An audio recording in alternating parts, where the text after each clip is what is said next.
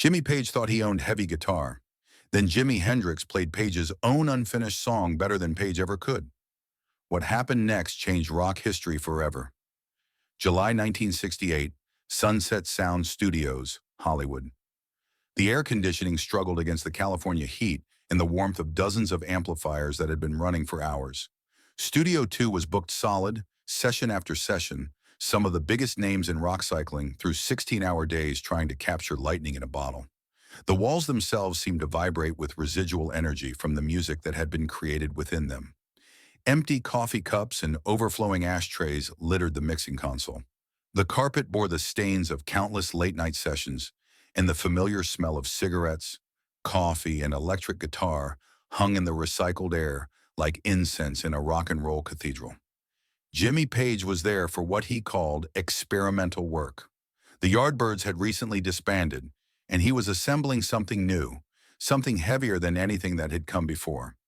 He'd been in Los Angeles for 3 weeks, working with different musicians, testing sounds, pushing amplifiers past their breaking points, in search of a guitar tone that would redefine what heavy music could be.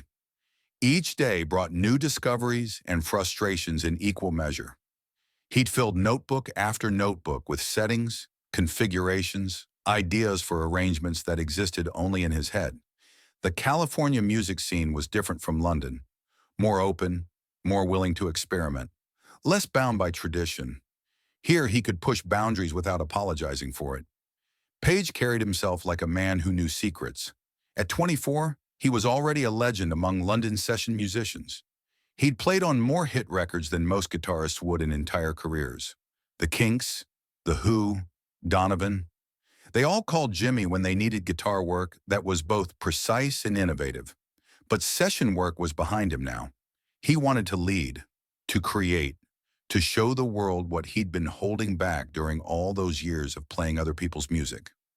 The confidence wasn't arrogance exactly, though it sometimes appeared that way to others.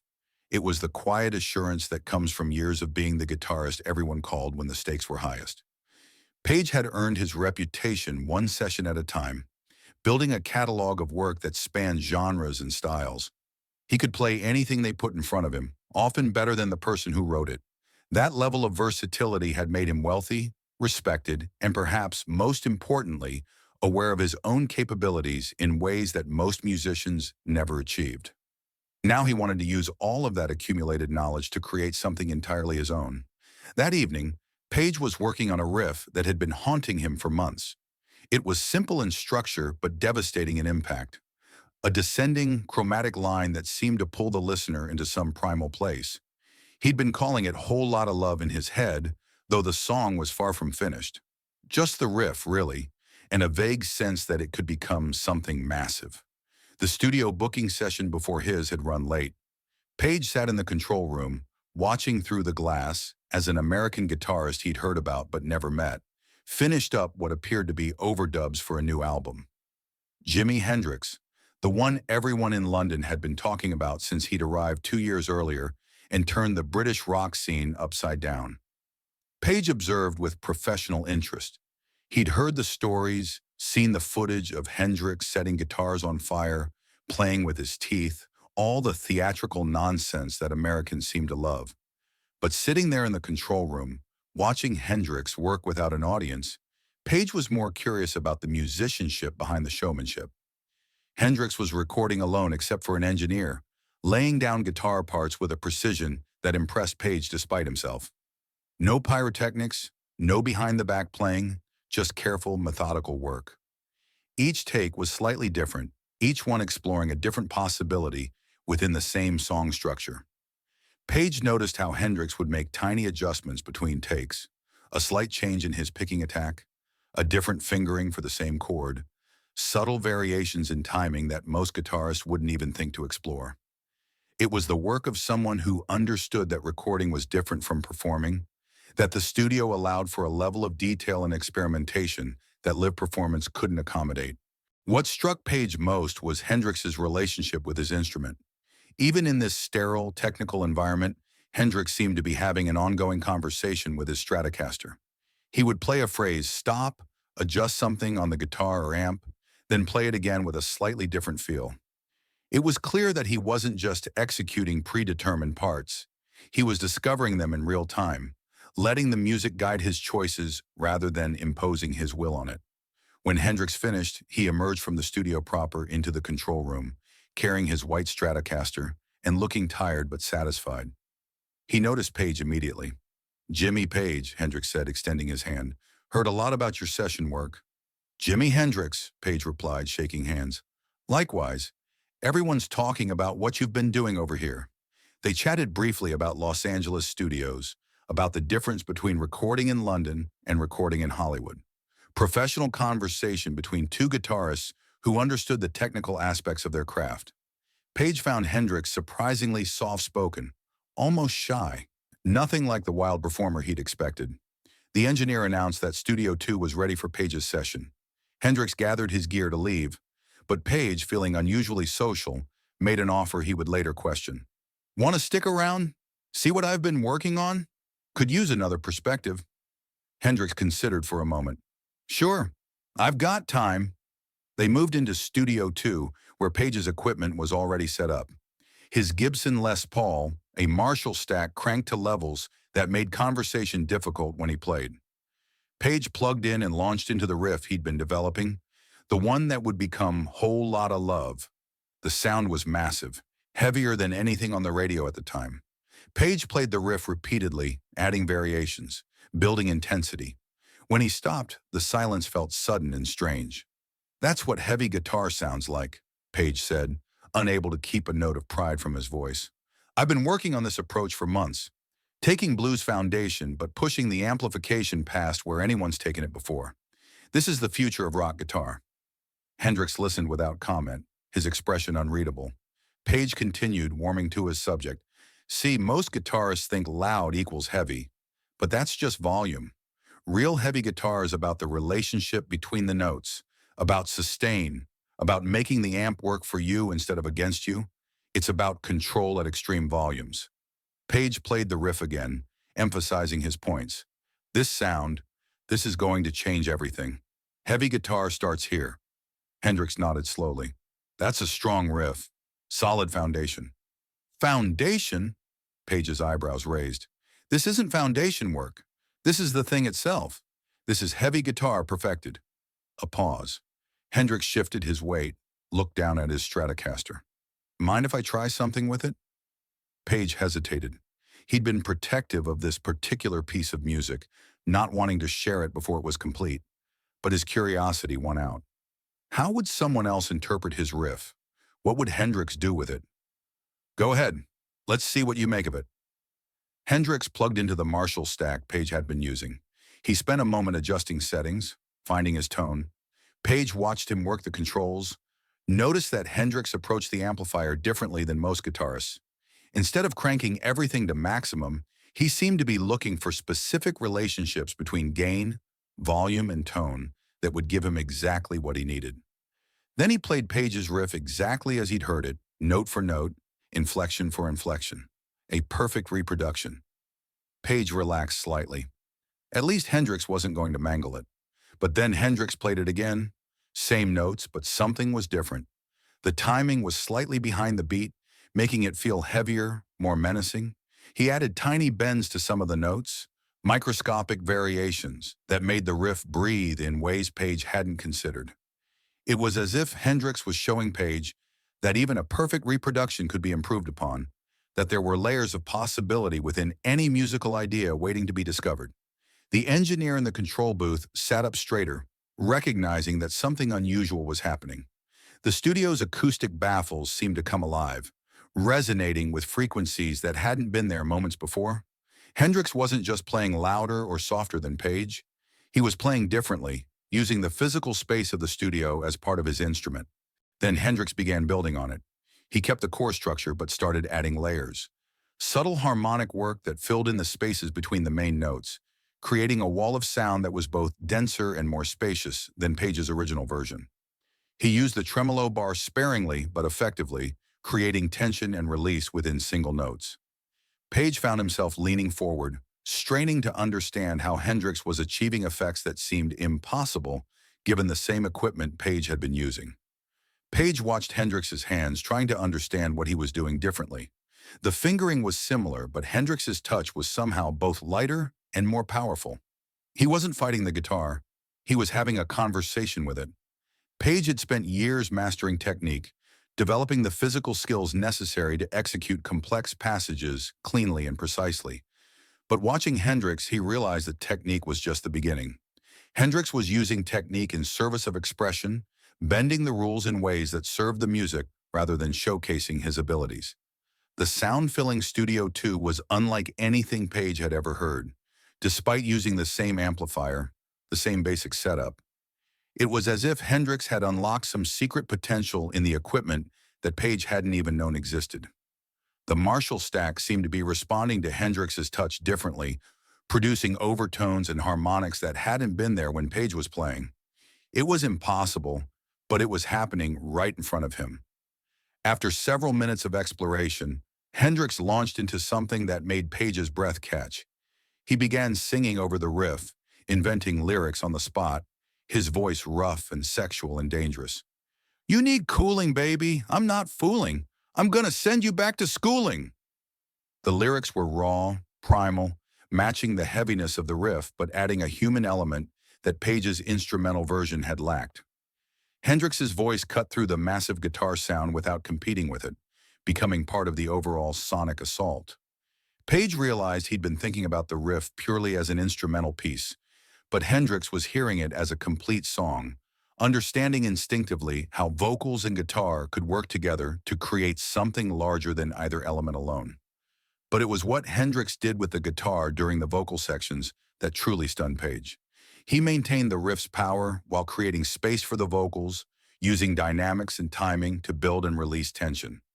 When he returned to instrumental sections, he exploded into solos that somehow managed to be both controlled and completely unhinged. The guitar parts were intricate, technically demanding, but they never felt like technical exercises. Every note served the song's emotional content. Every flourish added to the overall impact rather than simply showing off Hendrix's abilities. Page found himself holding his breath, afraid that any sound from him might break the spell that Hendrix was casting. The engineer in the control booth was frantically adjusting levels, trying to capture what was happening, but Page suspected that no recording could fully document the experience of being in that room, while Hendrix transformed his simple riff into something transcendent. Page stood frozen, his own guitar hanging silent at his side. This wasn't just someone playing his riff. This was someone completing his riff, showing him possibilities he hadn't seen, taking his perfected heavy guitar sound and revealing that it had been only a rough draft. Hendrix played for perhaps 10 minutes, exploring every corner of the musical idea, building it into something that felt complete and inevitable. When he finally stopped, the silence in the studio was profound. "That work for you?" Hendrix asked quietly. Page couldn't answer immediately. He was processing what he'd just heard. The riff he'd been so proud of, the sound he'd thought represented the pinnacle of heavy guitar, had just been transformed into something exponentially more powerful in the hands of someone who understood the instrument at a level Page was still striving to reach. "How did you—" Page started, then stopped. "I mean, where did those lyrics come from? That vocal melody?" Hendrix shrugged. "The riff suggested them. Good riffs tell you what they want to be." Page nodded slowly, though he didn't fully understand. His riffs had never spoken to him quite so directly. "You should develop that," Hendrix said, unplugging from the Marshall stack. "It's got legs. Could be a monster song with the right arrangement."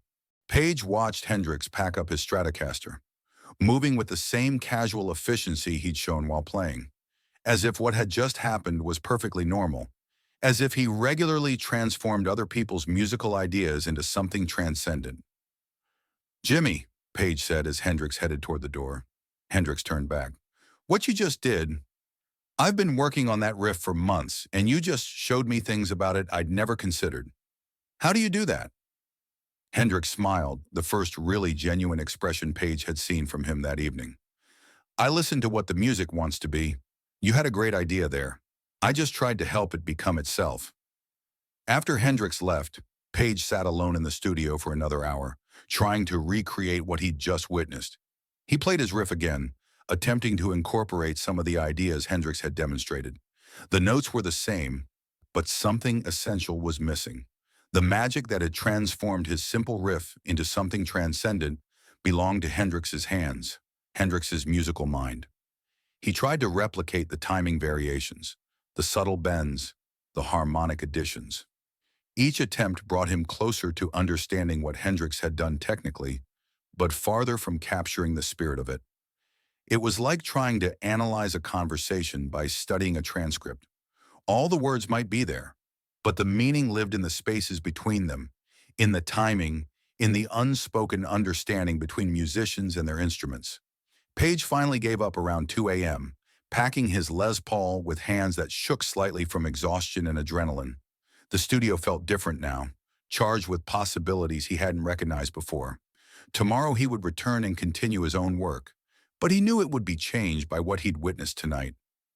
Page left the studio that night with his confidence shattered and his perspective fundamentally altered. He'd walked in thinking he was pioneering heavy guitar. He walked out understanding that true innovation wasn't about pushing amplifiers to their limits or creating the loudest sound possible. It was about understanding the music deeply enough to know what it needed to become complete. 3 months later, Page recorded Whole Lotta Love with the band that would become Led Zeppelin. The song became one of the most influential heavy rock recordings ever made, launching Zeppelin's career and defining heavy guitar for a generation. But Page knew the truth. The song that made his reputation was built on the foundation of what Hendrix had shown him that night in Studio 2. He used Hendrix's vocal melody ideas, the lyrical approach, even some of the harmonic concepts. The song that the world would know as Page's masterpiece was actually a collaboration, though only Page knew it. Hendrix had given freely of his musical insight, asking nothing in return, apparently unaware that he was helping to create one of rock's most enduring anthems. In interviews over the years, Page would occasionally hint at the story. When asked about the creation of Whole Lotta Love, he'd mention working on it in Los Angeles studios, collaborating with various musicians, getting input from different perspectives. He never mentioned Hendrix by name, perhaps out of embarrassment, perhaps out of respect for someone who had helped him without being asked to. When Hendrix died in September 1970, Page was genuinely grief-stricken.